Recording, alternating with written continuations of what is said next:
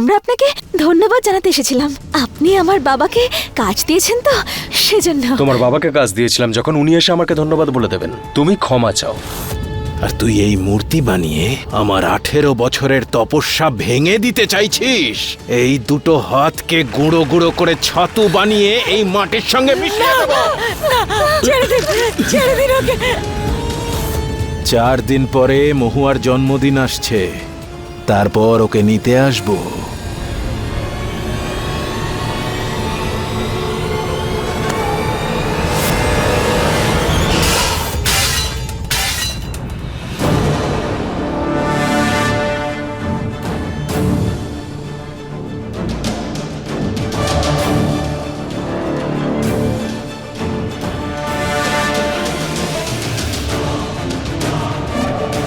তুমি যেখানেই যাও সেখানেই কিছু একটা ঝামেলা বাঁধিয়ে দাও।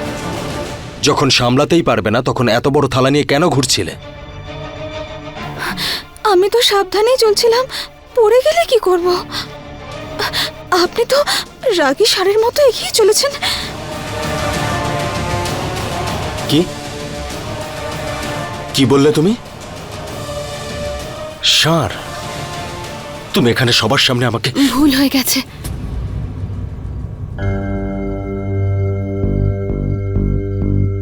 আমি তুলে দিচ্ছি এক্ষুনি।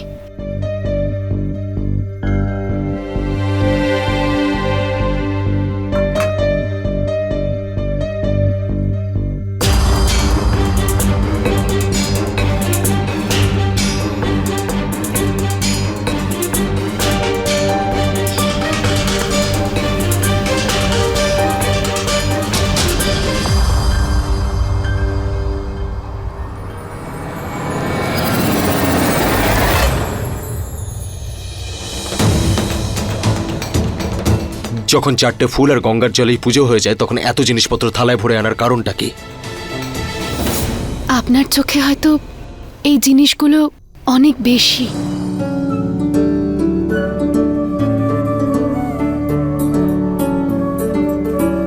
এই থালায় রাখা প্রতিটা জিনিসের একটা মাহাত্ম্য আছে। যেমন এই ধুতরা ফল মহাদেবের পছন্দের ফল। এই চন্দনের টিপ মাথায় পড়লে সারা শরীর শান্ত হয়ে যায়। আর এই সুতো, কোনো শুভ কাজে যাওয়ার আগে এই সুতোটা হাতে বাঁধতে হয়, যাতে কোনো বাধা সৃষ্টি না হয়।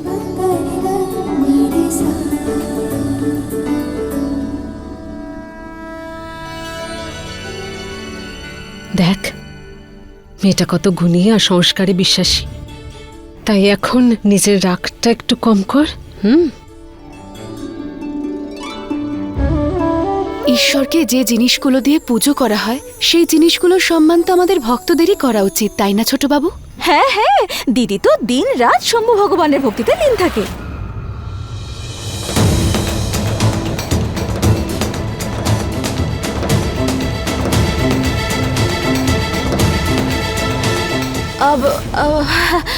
আমি বলতে চাইছি মহাদেব, ভোলানাথ, শম্ভু, ভগবান এক, কিন্তু হাজারটা নাম, তাই না?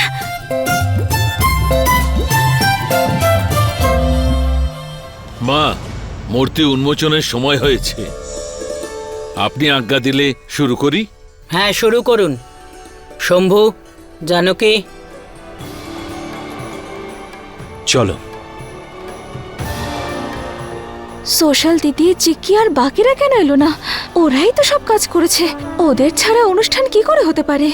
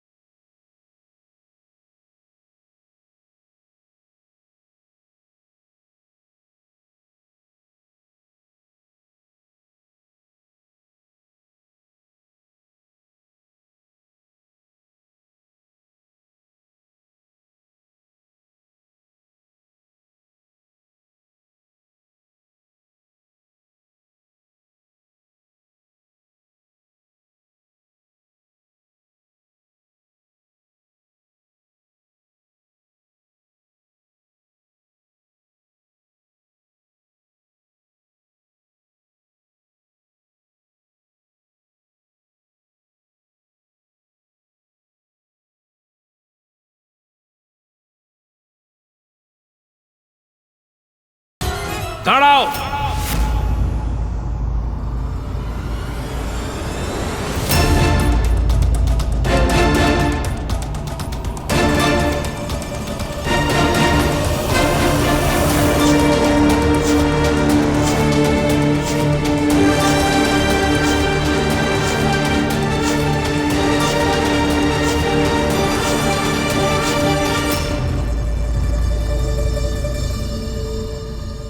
এটা ভয়ঙ্কর অনর্থ। তোমাদের মতো মহিলাদের এই মন্দিরের পবিত্র ভূমিতে পা রাখাও মহাপাপ।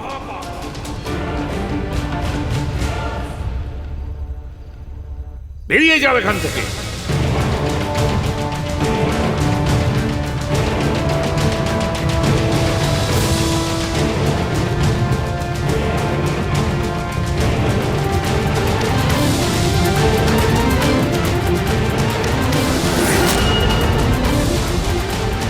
কি হয়েছে পণ্ডিত মশাই, এত রাগ করছেন কেন?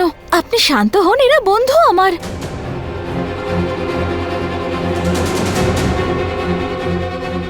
এই মহিলারা কারোর বউ নয়।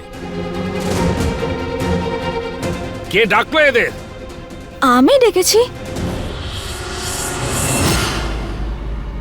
কি তুই জানিস না মন্দির প্রাঙ্গণে এরকম মেয়েরা আসতে পারে না? কেন আসতে পারে না? আপনি কেন নারীদের মধ্যে ভেদাভেদ করছেন? সবাই তো একই রকমই দেখতে আমরা। দেখুন, দুটো চোখ, দুটো কান, সবই তো একই রকম। যদি আমি আসতে পারি তাহলে এরা কেন পারবে না আসতে? এই মেয়ে,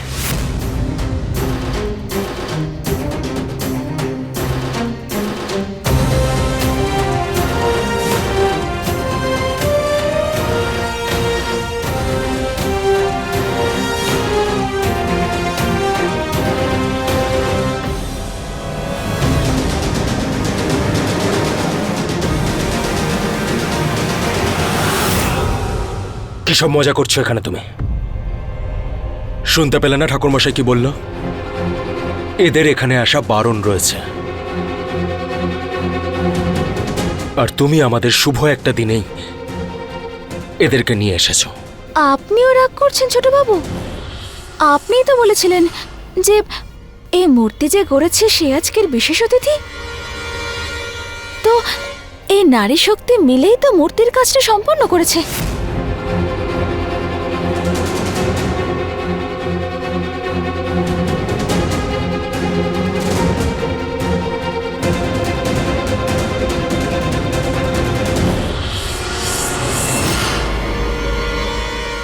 তোমাকে আমি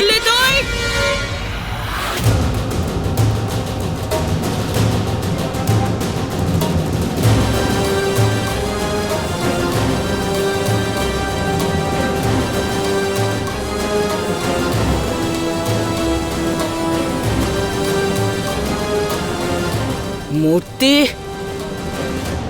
এই মেয়েগুলো বানিয়েছে?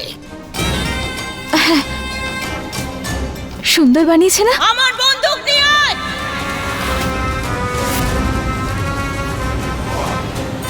মা, মা, মন্দিরে নয়। মা ক্ষমা করুন, আর হবে না। দূর থেকে কথা বলো। ভাগ্য ভালো তোর, যদি এই কথাটা বাইরে বলতিস তাহলে জিভ টেনে ছিঁড়ে ফেলে দিতাম।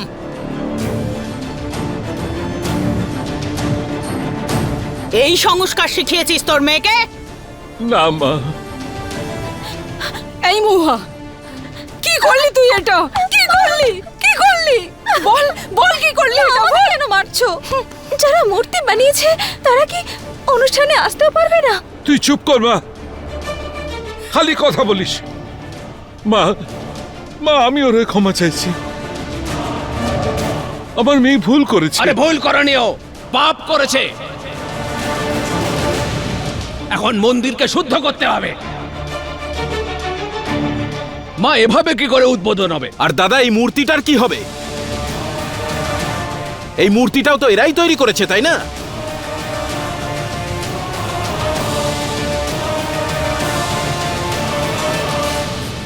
আমাকে ক্ষমা করবেন আপনি। যদি এসব না হতো তাহলে আমরাও এখানে থাকতাম না। তোর এত সাহস আমার সঙ্গে তর্ক করছিস? মা তুই চুপ কর মা, তুই তো আমার মাথাটা হেড করেই দিয়েছিস। কি দরকার ছিল এসব কথা বলার? কি পেলি তুই? বাবা, আমি তো সেটাই করেছি যেটা আমার ঠিক মনে হয়েছে।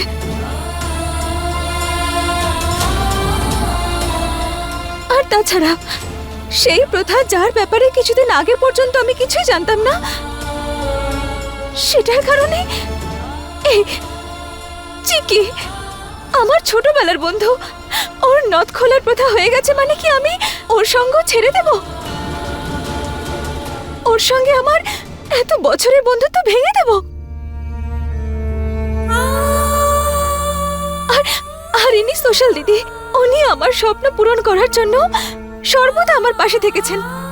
আমি কি ওনার থেকেও মুখ ফিরিয়ে নেব?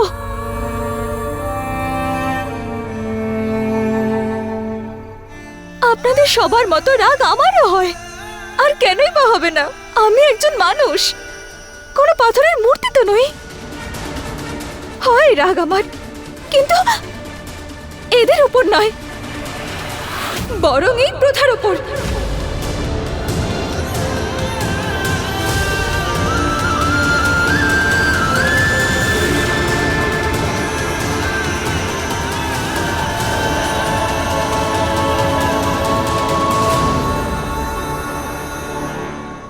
এই যে হরি কাকা,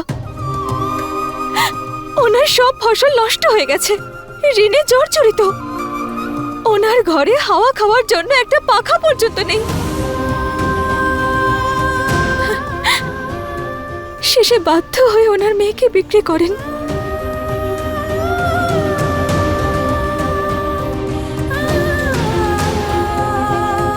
আর এই পিঙ্কি, ওর বাবা তো ছোটবেলাতেই মারা যান। তারপরে খেতে বিদ্যুতের আঘাতে ওর ভাইও মারা যায়। ও একা পড়ে যায় নিজের অসুস্থ মায়ের খেয়াল রাখার জন্য। তো এই বেচারি কি বা করতো? পরিস্থিতির জোরে ও বিক্রি হয়ে যায়।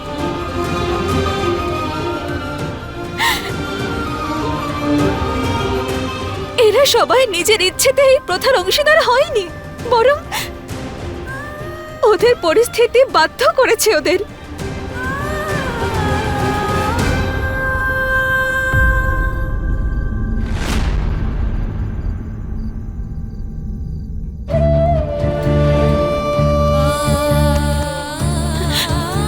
আমাকে ক্ষমা করে দেবেন আপনি। আপনার চোখে আমি বড় বোকামি করেছি, কিন্তু আমার এসব করার অন্য কোনো মতলব ছিল না। শিব ঠাকুরের কৃপায় তো আপনাদের কাছে সবকিছু আছে, কিন্তু আমাদের কাছে শুধু আমাদের অসহায়তা।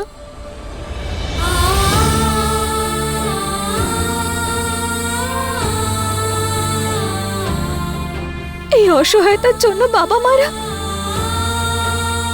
তাদের ঘরের লক্ষ্মীকে বাজারে বেচে দেয়।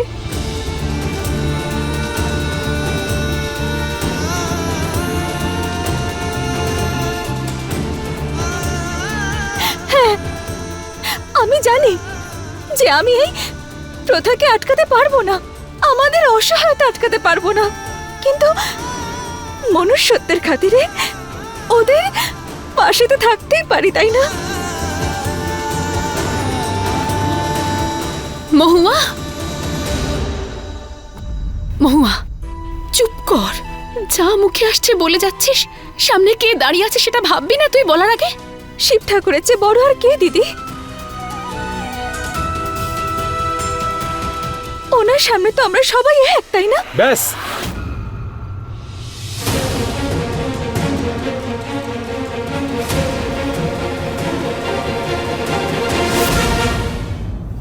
একরকম একেবারেই নয়, একদমই একরকম নয়। অসহায়তা একটা বাহানা নিজের দুর্বলতা লুকোনোর। কেউ জোর জবরদস্তি ওদেরকে দিয়ে এইসব কাজ করায়নি। অসুবিধা থাকলে পালিয়ে যেত, জলে ডুবে যেত, আগুনে পুড়ে যেত, বিষ খেয়ে নিত, কিন্তু না, ওরা নিজেরাই এই জীবনটা বেছে নিয়েছে। নিজেদের সুবিধের জন্যই এরা এই জীবনটা বেছেছে।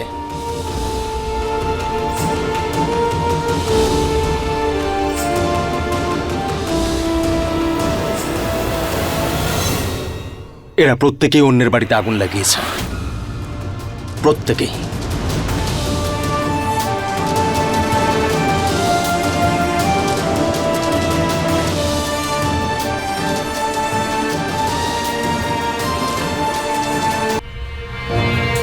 ছোট মুখে বড় কথা ছোট বাবু। আমাদের মনে হয়েছিল অন্তত আপনি আমাদের কষ্টটা বুঝবেন, কারণ আপনি যে গর্ভে জন্ম নিয়েছেন তিনিও তো আমাদের মতোই একজন ছিলেন।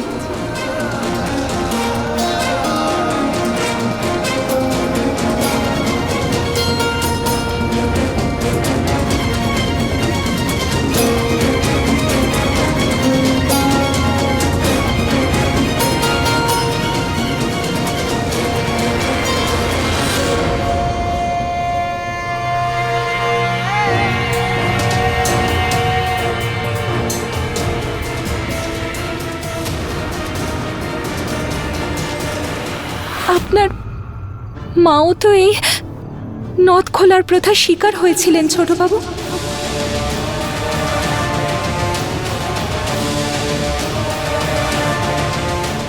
এই!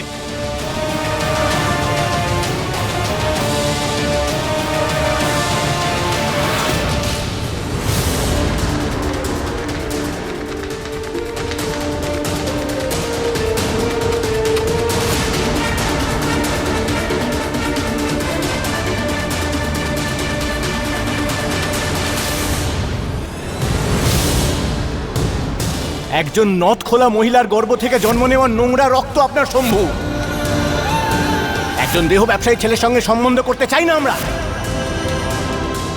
আপনি যে গর্ভে জন্ম নিয়েছেন তিনিও তো আমাদের মতোই একজন ছিলেন। আপনার মাও তো এই নথ খোলার প্রথার শিকার হয়েছিলেন ছোটবাবু।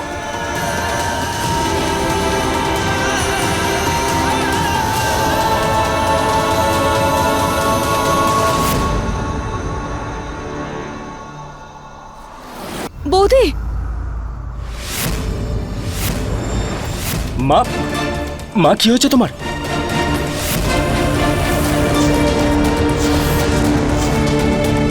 ঠিক আছে? ছোটবাবু আমাকে ক্ষমা করে দিন, আমি চাইনি যে এরকম কিছু হোক। এই চুপ! তোমাদের চাল চলন যতটা নোংরা, ততটাই নোংরা তোমাদের মুখের ভাষা।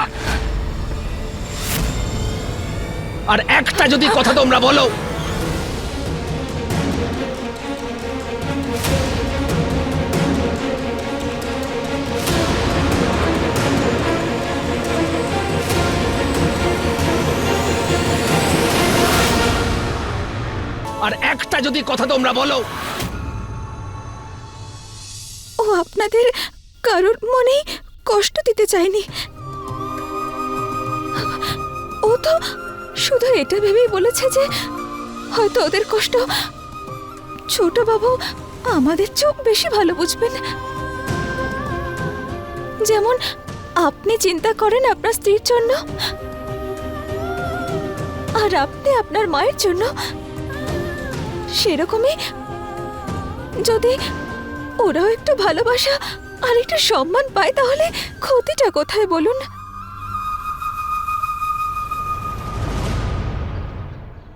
এসব বাজে কথা এখানে বলিস না মহুয়া।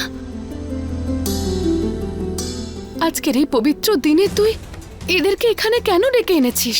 দিদি, যেমন ছোট বাবুর মা ওনাকে জন্ম দিয়েছেন সেরকম ওরাও তো- শুধুমাত্র জন্ম দিলেই মা হওয়া যায় না।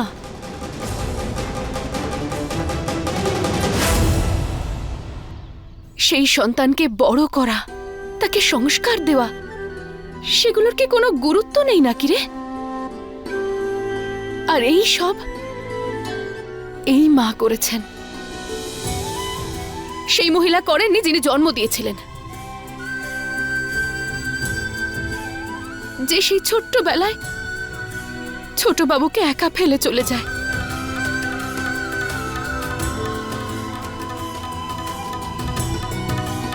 দিদি, কিন্তু ওদের জন্যই আজকে আমি পরীক্ষা দিতে পেরেছি, আর ওদের সাহায্যের জন্যই আমি ব্যাস,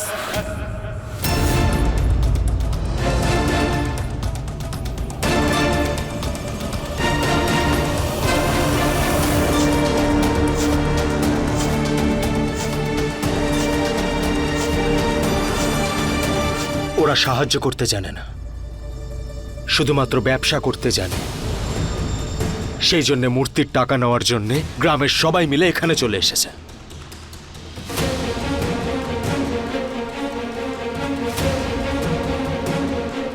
সব অপরাধ আমার ছোট বাবু। আমি জখমের কারণে মূর্তির কাজটা শেষ করতে পারিনি। ব্যাস, আরে এখানে কি কোনো সার্কাস হচ্ছে নাকি? তোর ফালতু অজুহাত শুনতে আমরা আসিনি এখানে ধর্মা। দায়িত্ব যখন তুই নিয়েছিলি তখন সেটা পূরণ করার দায়িত্ব তোর ছিল। ভুল হয়ে গেছে। ভুলই হয়েছে তো, তাহলে শাস্তি নিয়ে নে, ঝামেলা এখানেই শেষ কর। কি বলেন মা? আপনি তো মূর্তির কাজ সম্পূর্ণ করতে দিয়েছিলেন, সেটা তো আমরা করে দিয়েছি, তাহলে শাস্তি কেন? ধর্মা, তোর মেয়ে যদি আবার কথা বলে তাহলে ও শাস্তি পাবে। ক্ষমা করবেন, ছোট মুখে বড় কথা। যদি আপনার মনে হয় যে ভুলটা আমি করেছি, তাহলে শাস্তি আমারই পাওয়া উচিত, আমার বাবার নয়।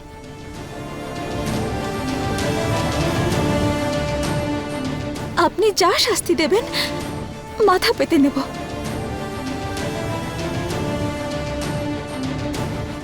ঠাকুরমশাই, মূর্তির শুদ্ধিকরণের প্রক্রিয়া কি কি রয়েছে?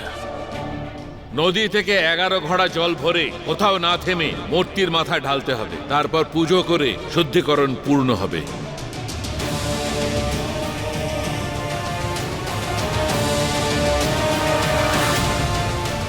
এগারো কলসি মূর্তির শুদ্ধিকরণের জন্য, আর 111টা কলসি তোমাদের ক্ষমার জন্য।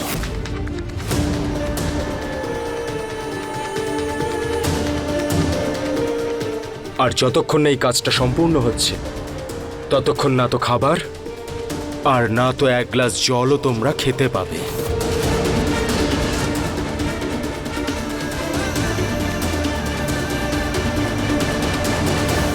রাজি তোমরা?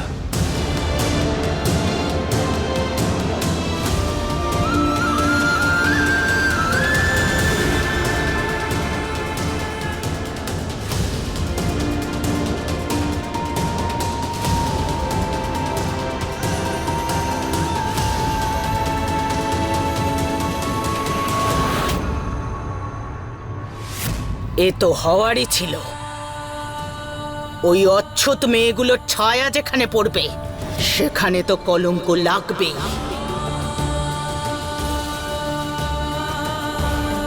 গাড়ি বার কর।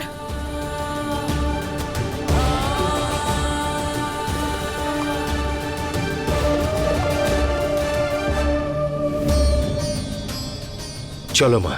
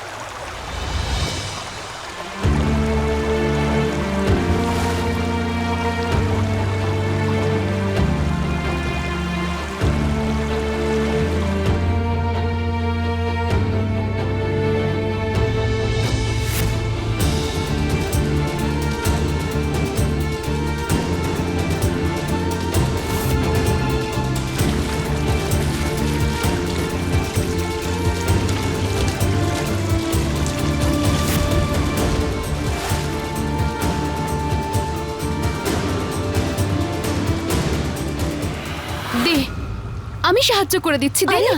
দিদি, শাস্তি আমি পেয়েছি, তাই কাজটা আমায় করতে দাও। আচ্ছা, ভুল করেছি আমি, এবার ক্ষমা করে দে। ভবিষ্যতে আমি কখনো কারোর সামনে বকবো না তোকে। এবার দে, আমি সাহায্য করছি তো। তুমি কি করে ভাবলে যে আমি তোমার উপর রাগ করব? তুমি আমার বড় দিদি, আমাকে বোঝানো তোমার অধিকার, আর আমি ছোট বলে আমার অধিকার তোমার কথার অবাধ্য হওয়া। এসব ছোটখাটো ব্যাপার নিয়ে একদম ভেবো না। প্রত্যেকের নিজের মতামত রাখার স্বাধীনতা আছে আমাদের। মহুয়া, আমি কত ভয় পেয়ে গেছিলাম জানিস?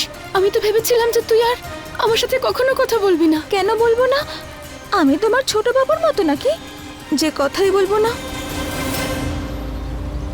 এবার যাও এখান থেকে। কেউ যদি তোমাকে এখানে দেখে নেয় তাহলে আমার শাস্তি দ্বিগুণ হয়ে যাবে।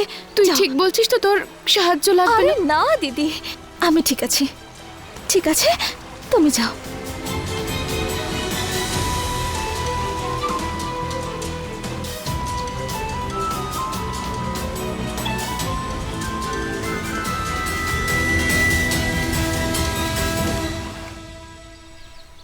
সমস্ত গ্রামের সামনে ওই মেয়েটা শিবরাত্রির উৎসব তছনছ করে দিল, আর তোরা দাঁড়িয়ে দাঁড়িয়ে শুধু দেখলি। আচ্ছা মা, একটা মেয়ের ওপর কি করে হাত তুলতাম?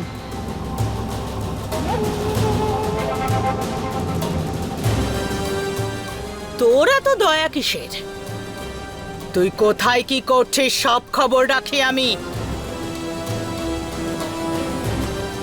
আজ পর্যন্ত আমার এত অপমান হয়নি। বড্ড মুখরা ধর্মার ওই মেয়ে, তার ওপর ওর দিদি, কি যেন নাম ওর? ওই যে বাবলি। হ্যাঁ, ও তবুও একটু সংস্কারী। আরে যেতে দাও না মা, শাস্তি তো দিয়ে দিয়েছো তুমি। আবার যদি ওরকম কিছু করে আমরা আমাদের মতো বুঝে নেব। তুমি শান্ত হও, চা খাওয়াচ্ছি তোমাকে। চা নিয়ে আসুন আমার জন্য। এমনিতে ধর্মার ছোট মেয়ে একটু কথাটা বেশিই বলে, তবে কিছুদিনের মধ্যেই ঠান্ডা হয়ে যাবে মা।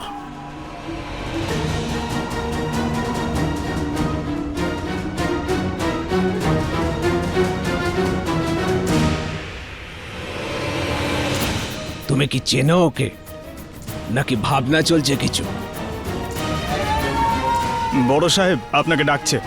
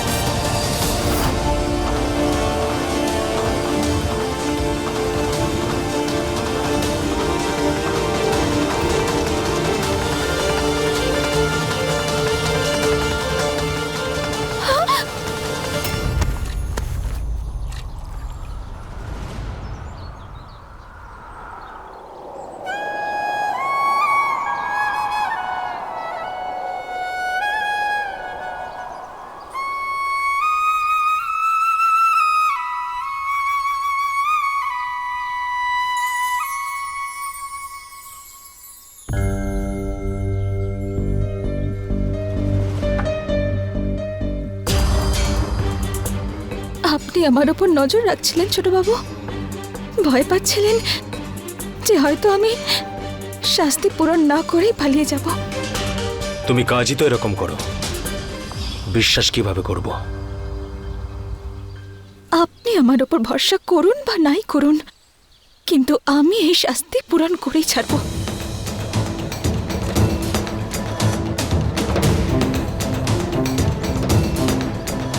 বাদ দাও, এসবের কোনো প্রয়োজন নেই। পরের বার থেকে আর এরকম ভুল করো না। যাও, এবার বাড়ি যাও।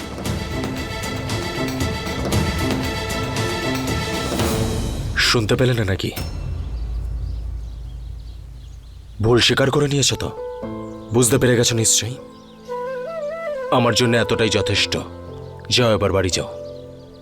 ভুল তো আমাদের শুধুমাত্র একটাই ছোট বাবু, যে আমরা অসহায়। না, ওই মহিলাদের সঙ্গ দেওয়াটা তোমার সব থেকে বড় ভুল।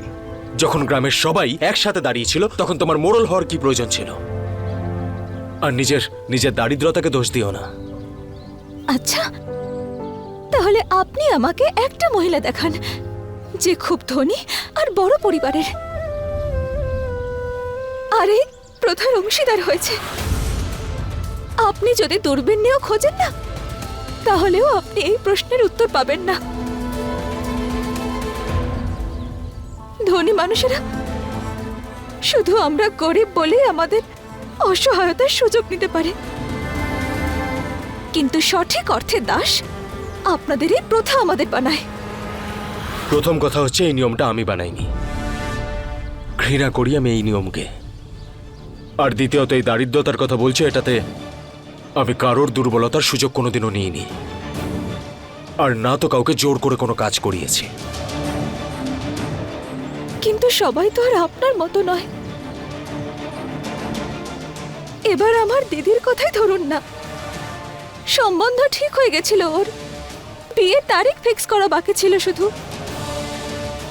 কিন্তু শেষ মুহূর্তে পণ হিসাবে স্কুটার চেয়ে বসলো ওরা। এটা কোনো কথা হলো? সবাই প্রচন্ড লোভী, কেউ মন দেখে না। যদি দেখতো তাহলে আমার দিদির বিয়ে কোনো বড় পরিবারে হতো, কারণ ওর মতো পরিষ্কার মন আর কারণ নেই।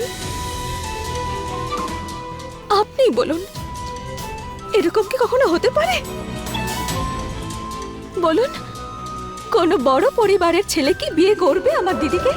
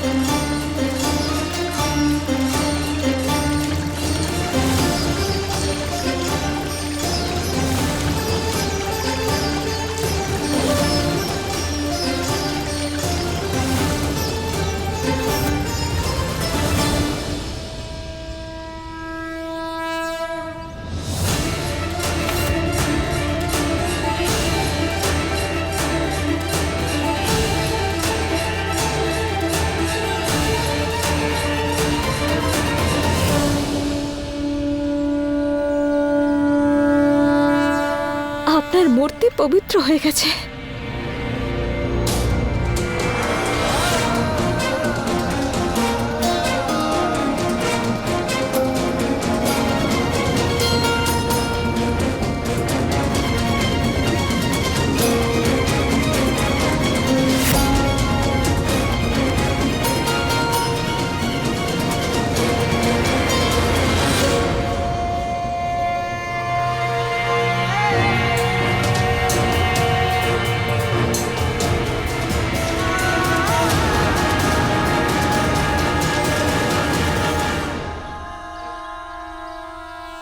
যদি আরো কোনো শাস্তি থাকে তাহলে তাও দিন, সেটাও সম্পূর্ণ করে দেব।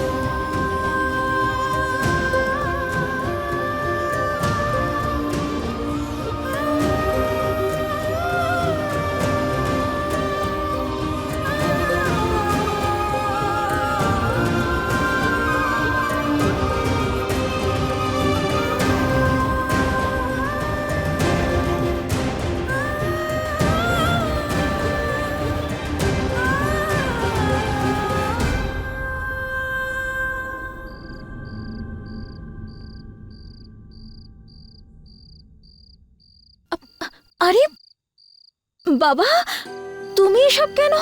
ছাড়ো।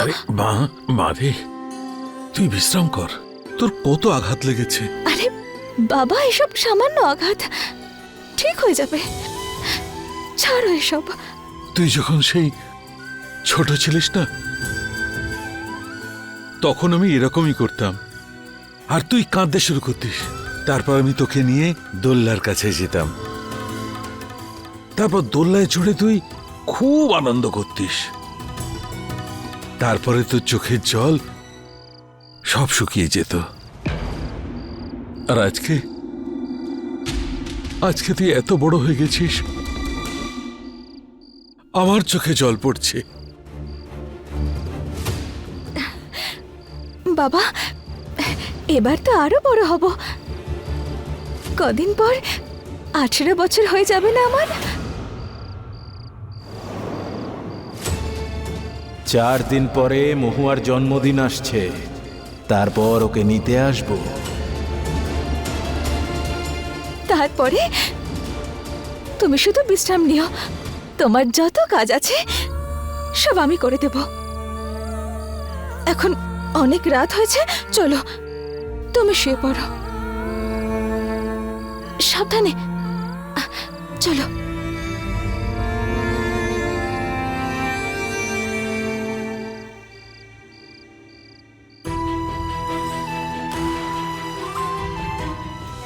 কোথায় চলে গেল এই কাজরি? আর গেল কি করে? কেউ ছিল না নাকি এখানে? আর তুই কি ঘুমাচ্ছিলি নাকি? ঠাকুর সাহেব, আমরা ধরে ফেলতাম, তো পেছনের জানলা দিয়ে পালিয়ে গেছে। আর হ্যাঁ, হাতে একটা ছুরিও ছিল।